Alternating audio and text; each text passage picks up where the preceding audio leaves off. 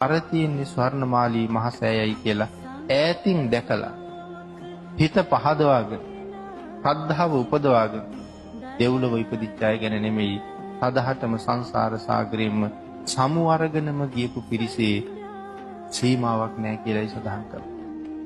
එහෙමනම් වැන්දොත් කොහොමද? පිදුවොත් කොහොමද? හුණු ටිකක් ආලේප කළොත් කොහොමද? අතපතු ගාලා දැම්මොත් මළුව කොහොමද? ඒ තරම් ආනිසංසයක් තව කොහෙන් ලබන්නද කියන කාරණාව අපිට හිතන්න මෙතන ඉතුරු කරලා තියෙනවා අපේ ප්‍රඥාව මෙහෙවල.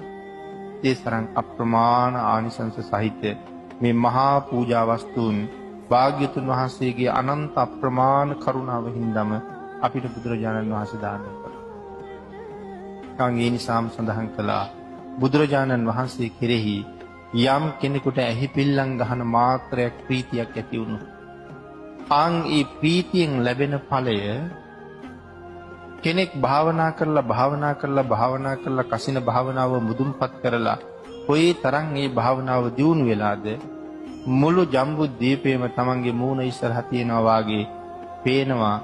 මුළු ජම්බුද්වීපේ පුරාම ඉරක් පැවුවා වගේ ආලෝකයක් පතුරවන්න තරම් හැකියාවක් ඒ භාවනාව දියුණු කරගෙන තියෙනවා.